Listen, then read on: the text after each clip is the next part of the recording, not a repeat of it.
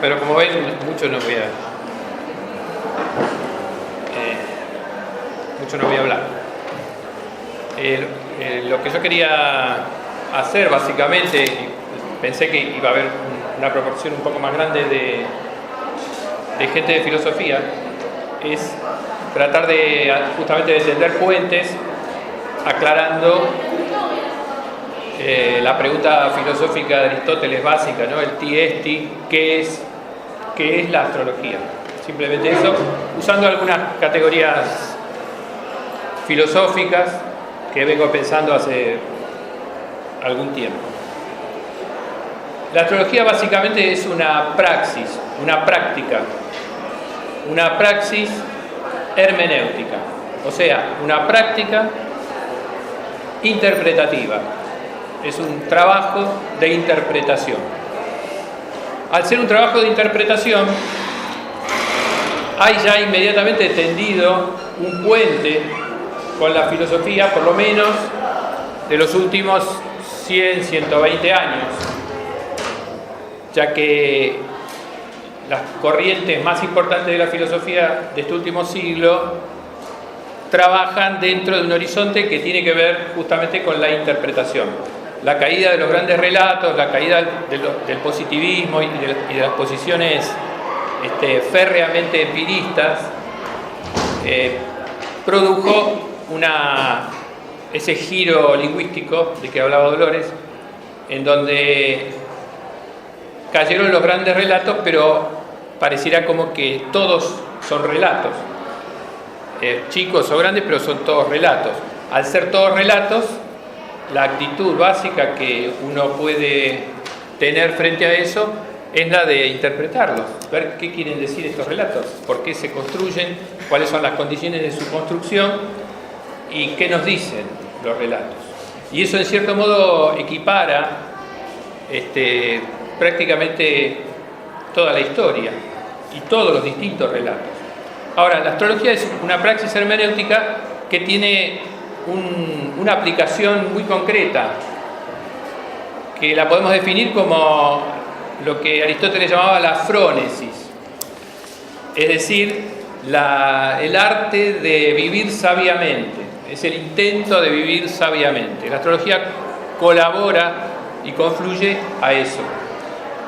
También en América hay un concepto muy interesante, similar prácticamente al de Aristóteles, que es el de vivir bien, que actualmente lo podemos encontrar en la constitución más avanzada del mundo, que es la constitución de la República Plurinacional de Bolivia. La astrología tiende a eso, tiende al vivir bien o a la frónesis, que es más o menos lo mismo. Esta conexión con la filosofía es una conexión sobre todo con una piedra basal de la filosofía del siglo XX, que es la obra de Heidegger. Pero también con el aporte que hace Saussure desde la lingüística estructural y todo lo que sale de ahí, todo el estructuralismo y el postestructuralismo. Lo interesante es que, como el zodíaco es un lenguaje, como decía también Dolores, todo ese desarrollo filosófico, lingüístico, es aprovechable para comprender lo que es el zodíaco. Lo que ocurre es que no se puede hacer una praxis hermenéutica, no se puede interpretar ningún relato de ningún tipo, si no se adopta o se construye un sistema simbólico. Sin sistema simbólico no se puede interpretar. Yo lo puedo asumir o lo puedo crear, lo puedo inventar, pero sin sistema simbólico no se puede interpretar. La astrología asume esto y eso es el zodíaco. El zodíaco es el sistema simbólico, la estructura simbólica desde la cual se puede interpretar. Nosotros, los astrólogos, podemos interpretar. La tomamos de la tradición astrológica. Así como se toma el zodíaco, se puede tomar otro sistema simbólico. El zodíaco es el que tomamos los astrólogos. Ahora, siguiente pregunta es: ¿qué es?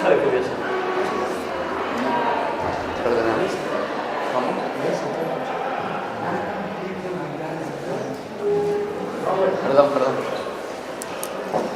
Siguiente pregunta sería, ¿qué es entonces el zodíaco? ¿Qué quiere decir que es un sistema simbólico? ¿Qué es un sistema simbólico? Quiere decir que es una construcción discursiva, que es una construcción lingüística, discursiva. Cuando se piensa en el zodíaco, todo el mundo mira para arriba y piensa que el zodíaco es algo que se descubrió mirando el cielo. No se descubrió mirando el cielo. El zodíaco es una construcción intelectual, discursiva, lingüística, como se la quiera llamar, pero no empírica. No se descubrió a partir de la observación del cielo. Se construyó en la mente. Es una construcción que, tomando una categoría de Kant un poquito ampliamente, podríamos decir a priori. Es una construcción a priori, que a posteriori se proyecta sobre el cielo o sobre una parte del cielo. Es a posteriori que la proyectamos sobre el cielo. La construcción es en la mente, intelectual, discursiva. Al ser una construcción discursiva, el sentido de cada uno de sus elementos, que son 12, son los famosos signos del zodíaco, el sentido de los signos del zodíaco no sale de otro lugar que de la relación que tiene cada uno con todos los demás y con el conjunto. O sea, es estrictamente una estructura similar a la que empezó a desarrollar Saussure a principios del siglo XX. No tiene un correlato inmediato empírico, pero como es proyectado sobre el cielo, sí tiene aplicaciones y, digamos, entrelazamientos con ciertos datos relativamente empíricos, relativamente porque son trabajados, elaborados y transformados. No son datos así nomás tomados simplemente de la observación. Ahora, si es una construcción discursiva, si se construye primero en la mente y después se proyecta, ¿de dónde saca el zodíaco? Creo que también Dolores se hacía esa pregunta. ¿De dónde saca el zodíaco su aplicabilidad universal? ¿De dónde saca su universalidad? ¿Qué tipo de universalidad tiene? Estas son todas preguntas filosóficas sobre el zodíaco. ¿De dónde saca la aplicabilidad universal? La saca de que es una construcción sobre el tiempo. Es una construcción sobre el tiempo. Por eso, como nosotros somos, o estamos atravesados, o es nuestro horizonte el tiempo, podemos construirlo sobre nosotros mismos en tanto somos atravesados por el tiempo. Entonces, es una construcción discursiva, pero tiene una cierta legalidad, una cierta, entre comillas, objetividad, que es el hecho de que está construida sobre la forma del tiempo. O bien, es una propuesta para pensar la forma del tiempo, porque hay muchas, se puede pensar de otras maneras. El zodíaco es una de ellas. Eso es el zodíaco, un intento discursivo de pensar la forma del tiempo, y como somos tiempo, o nuestro horizonte es la temporalidad, entonces tiene aplicabilidad universal. La podemos aplicar a cualquier elemento de nuestro, para usar una categoría heideggeriana, de nuestro ser en el mundo. Y ahí, en el ser en el mundo, está implícito ese principio que usamos nosotros, como es adentro, entre comillas, es afuera. En realidad eso es una manera simple de hablar de la categoría heideggeriana del ser en el mundo. Cuando digo el tiempo, no es el tiempo cronométrico, el tiempo que se mide, el tiempo cuantitativamente considerado, que tiene su razón de ser y su utilidad, y no viene al caso, sino lo que podríamos llamar el tiempo cronorreico. Habitualmente estamos acostumbrados a hablar de Cronos o de Saturno, y nos olvidamos de que Cronos tenía una hermana y esposa, nada menos, hermana y esposa encima. Y no se puede separar a Rea, que es la hermana y esposa de Crono, de Crono. Y Rea es el devenir, el fluir. Entonces, el tiempo que nosotros consideramos y sobre el cual construimos el zodíaco como su forma, es un tiempo del devenir, un tiempo del devenir de la cosa, de las cosas intramundanas, para seguir usando categorías heideggerianas. Ahora, y termino con esta última idea, un malentendido habitual que tiene todo aquel que haya pasado, por lo menos por el secundario, pero mucho más por la academia, por la universidad, es que tratan de pensar el zodíaco desde la lógica formal. Y al zodíaco no le es aplicable la lógica formal. Tampoco le es aplicable la lógica dialéctica, hegeliana, marxista.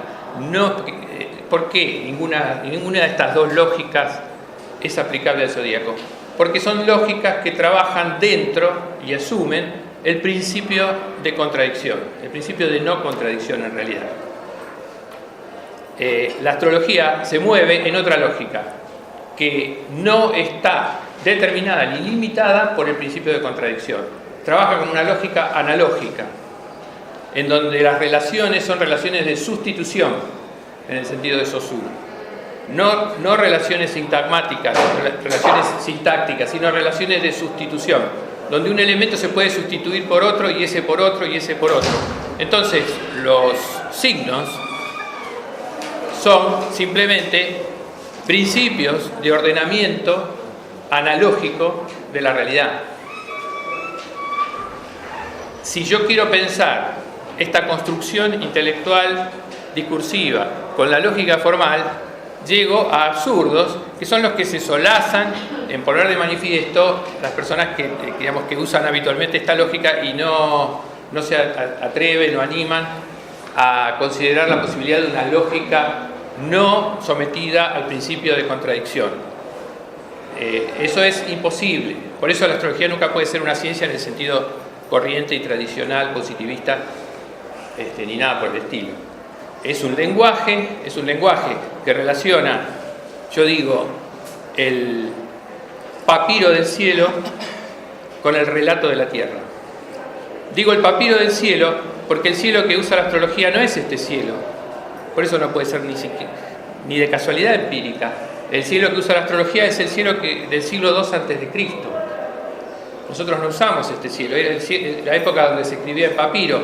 Por eso digo, relacionamos el papiro del cielo con los múltiples relatos de la tierra. Y hacemos ese trabajo, y ese es el trabajo de la interpretación. Y como es arriba y abajo, es analógica, ¿no? Porque analogía quiere decir un logos, un conectar que va de abajo hacia arriba. Eso es lo que etimológicamente quiere decir analogía. Entonces nosotros hacemos ese trabajo de interpretación entre el arriba y el abajo, entre el cielo y la tierra, entre el pergamino del cielo y el relato de la tierra. Y ese es nuestro trabajo, para dar sentido y para la frónesis, para el buen vivir, diría el canciller Choquehuanca.